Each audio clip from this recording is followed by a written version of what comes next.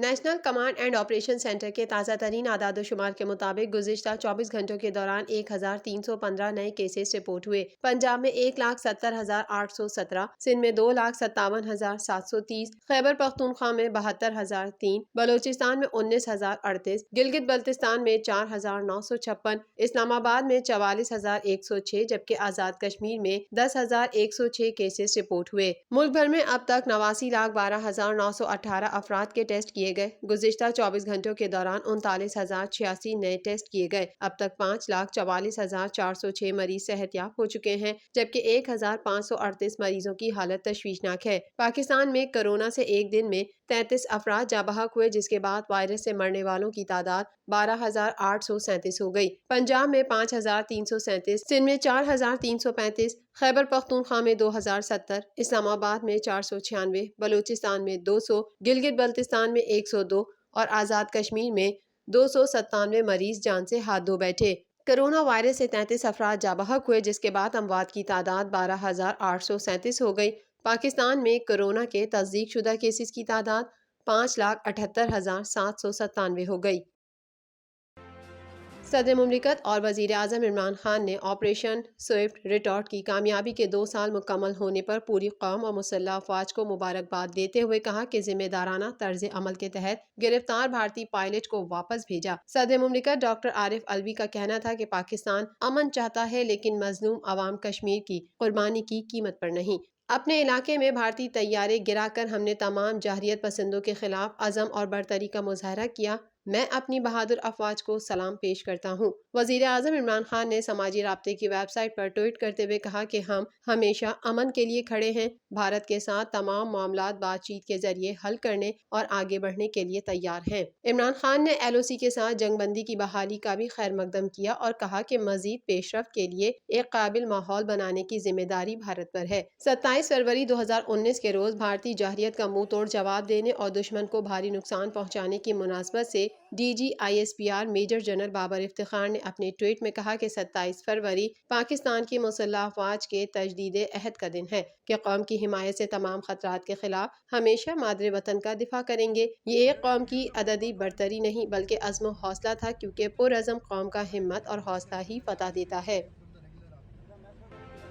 27 فروری 2019 کو پاکستان فضائیہ کے شاہینوں نے بھارتی جنگی طیارے تباہ کر کے مودی کا غرور خاک میں ملا دیا تھا۔ آپریشن سوئفٹ ریٹارٹ کے 2 سال مکمل ہونے پر اسلام آباد ایئر ہیڈ کوارٹرز میں خصوصی تقریب ہوئی، جس میں ایئر چیف مارشل مجاہد انور خان نے شرکت کی۔ اس موقع پر انہوں نے گارڈ آف آنر کا معائنہ کیا۔ پاک فضائیہ کے طیاروں نے فلائی پاسٹ کا شاندار مظاہرہ کیا تو ان کی گھن گرج سے فضا گونج اٹھی اور دلوں پر رعب و ہیبت طاری ہو گئی۔ شائقین نے شاندار کارکردگی کا مظاہرہ کرنے پر پاک فضائیہ کے شاہینوں کو خوب داد دی۔ ایئر چیف مارشل مجاہد انور خان نے تقریب سے خطاب کرتے ہوئے کہا کہ پاکستان امن پسند ملک ہے اور خطے میں سلامتی چاہتا ہے۔ دنیا نے دیکھا پاکستان نے امن کے لیے بھارتی پائلٹ کو واپس کیا، اپنی ذمہ داریاں جانتے ہیں اور وطن عزیز کے دفاع کے لیے ہر لمحہ تیار ہیں۔ مجاہد انور خان نے کہا کہ آپریشن سوئفٹ ریٹارٹ کے ذریعے ہماری افواج نے وطن کا بھرپور دفاع کیا۔ ہماری افواج کو ملک کے دفاع کے لیے ہر لمحہ تیار رہنا ہوگا،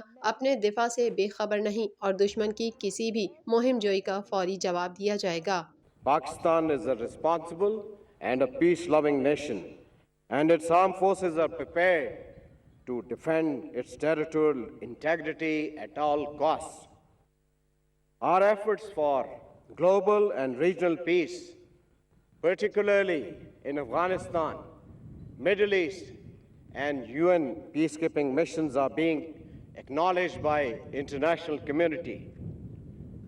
One such manifestation of peace was witnessed by the world through unconditional return of the captured Indian pilot by the government of Pakistan.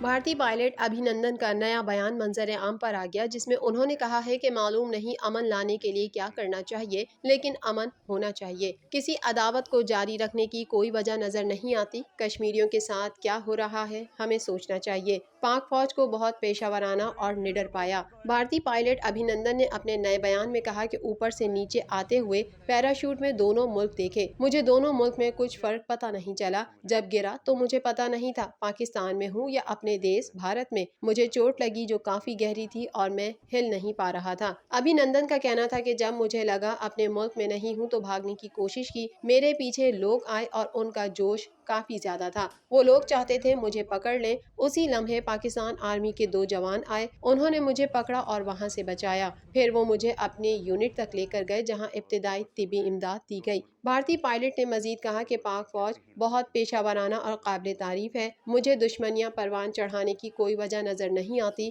چاہتا ہوں ہمارے دیس میں امن رہے اور ہم امن میں رہ سکتے ہیں۔ مجھے یہ نہیں پتا ہے کہ کیا کرنا چاہیے امن لانے کے لیے، بٹ مجھے صرف یہ پتا ہے کہ امن ہونا چاہیے، and I see no reason for us to continue with any kind of hostilities. میں یہ چاہتا ہوں کہ امن رہے ہمارے دیش میں اور ہم امن میں رہ سکتے ہیں۔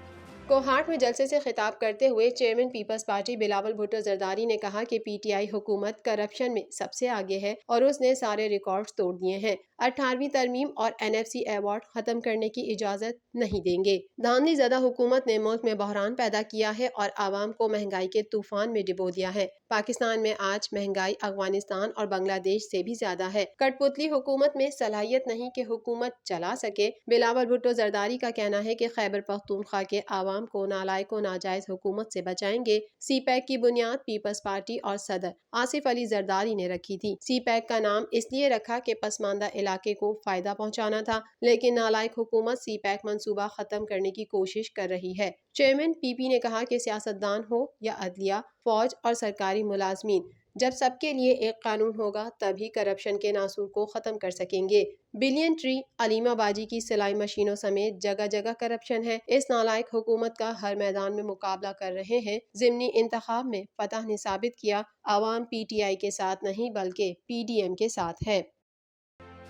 پاکستان مسلم لیگ نون کی نائب صدر مریم نواز نے جاتی امرہ میں ذرائع ابلاغ قیامہ کے نمائندوں سے گفتگو کرتے ہوئے کہا کہ حمزہ شہباز نے بہادری کے ساتھ جھوٹے کیسز کا مقابلہ کیا، ان کی رہائی پر بہت خوشی ہو رہی ہے، ساتھ مل کر پارٹی کے لیے مزید کام کریں گے۔ انہوں نے 2 سال ناحق جیل کاٹی۔ مریم نواز کا مزید کہنا تھا کہ پی ٹی آئی ارکان بھی تحریک انصاف کو اب پسند نہیں کرتے کیونکہ عمران خان کی کارکردگی سے ان کے ووٹ بینک پر اثر پڑا ہے۔